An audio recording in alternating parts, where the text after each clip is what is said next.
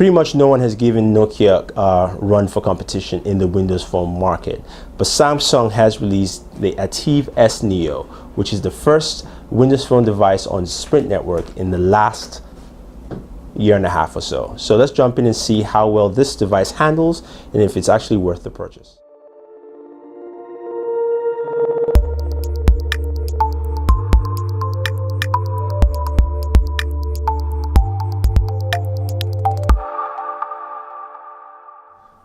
In 5, 4, 3, 2, 1.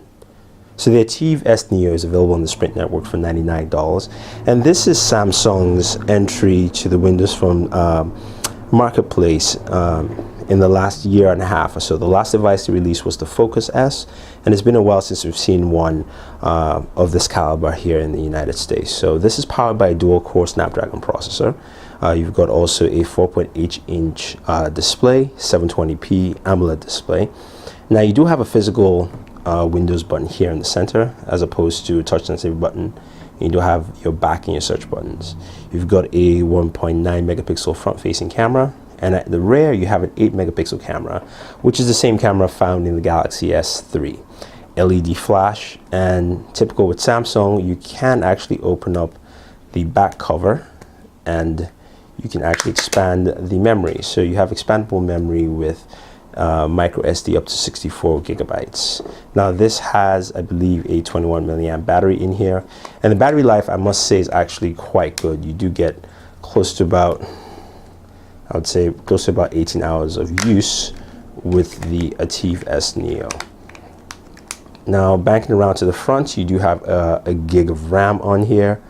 And you do, of course, you are running Windows Phone 8. So look at some of the things that Samsung has added to make this device distinct. As we know very well, Nokia is the major Windows Phone player, and they do have a lot of applications that actually make a Windows Phone very, very usable. One thing to note is that Samsung has at least added a few applications here that adds to the experience, and you can get that from the Samsung Zone in the App Store. One of the cool things they brought over, especially from Android, is the ability to create folders. Now, Windows Phone doesn't have that ability built in, but Samsung has created that with the folder tiles, where you can actually create tiles that have folders of applications. So I have one there that says Samsung Apps. I can go back again. I have this other tile that has my apps or my settings, and that's quite easy to create with the app folder, which you can go ahead and create a folder of whatever you want. I'll just name that folder 1. And then you can select from different applications here, as well as settings to put into that folder. So I can do a couple of these, throw in a few settings, and boom, that's done. And I have that folder created. So that's a very nice feature to have, especially with, you know, the way Windows Phone is set up with the grid system, that it would be nice to have ability to basically condense a lot of the applications that are similar into a folder setting. The other thing too is that Samsung has a few camera applications to help enhance the camera. And if we jump into the camera itself, you can see you do have the shooting mode and the manga camera. The manga camera allows you to shoot in different manga styles, but the shooting modes brings something again from the Galaxy S series, where you have the different shooting modes. So if we bring this up, you can see we can shoot in auto, continuous mode, we have beauty shot, and HDR.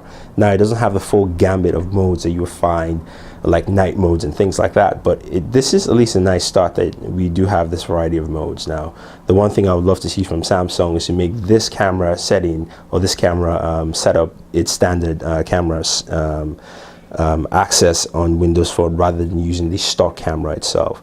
So that's one thing I think they should do with the follow-up devices. So let's take a quick look at some of the video samples from the Ativ S Neo. So giving you a standard 30-second shot here.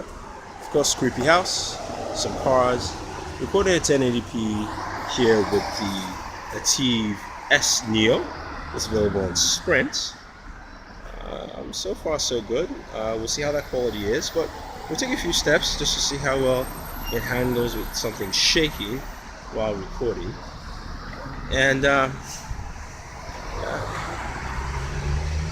got the buff, got some more traffic. So let's go ahead and round this video up.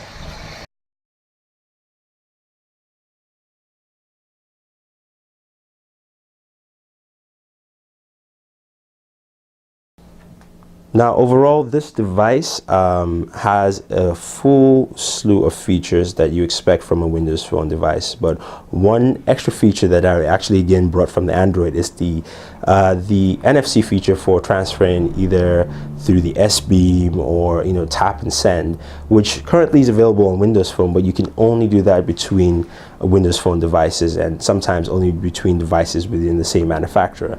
Now Samsung has created the Ativ Beam, which allows you to basically transfer photos, videos through your Windows Phone to Android devices. So it could be any Android device as well as other Windows Phone devices. Now in my test, I had issues transferring with Nokia devices, but I was able to do that well with the Galaxy S4 as well as other Windows Phone devices. Now the one thing to do is that you do have to turn on Bluetooth and turn off the Ativ Beam and select what you want to transfer, be it pictures, documents, music, or videos. Now the other thing to do here is that you can actually go ahead and I'll show you just a quick transfer process and take a photo from my Galaxy S4 and basically tap, and it's transferring, and we should have that transfer process go through. Accept. Tells me I'm sharing files. Take a moment here, so tap to save, and you can see I've transferred that photo of my socks over to the Ativ S Neo, and I can save that, or I can set it as my lock screen and I'll save that to that device.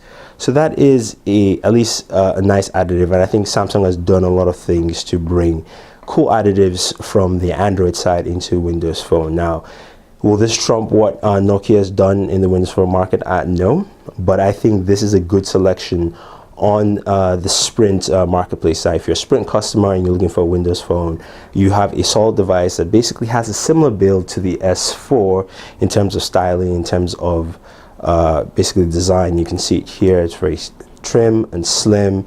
You've also got the same camera in the S3, not the camera in the S4, but still a solid camera.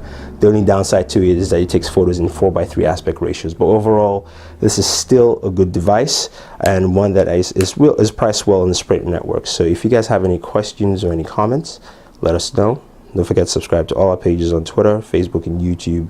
It's all Booredatwork with 2 O's. So this is Thunder E saying thank you and always enjoy your entertainment. Also guys, don't forget to check out our 20,000 YouTube subscriber giveaway, which we have currently going on right now on the site. Basically, we have the link for the video. Just check it out, subscribe to the channel, leave a comment, and you're entered to win one very cool prizes, and we'll give out prizes once we hit a new 1,000 subscribers. Could be a day, could be a week, whichever time it is, but just go ahead, leave a comment, tell your friends, subscribe to the channel, and enter to win. Thanks.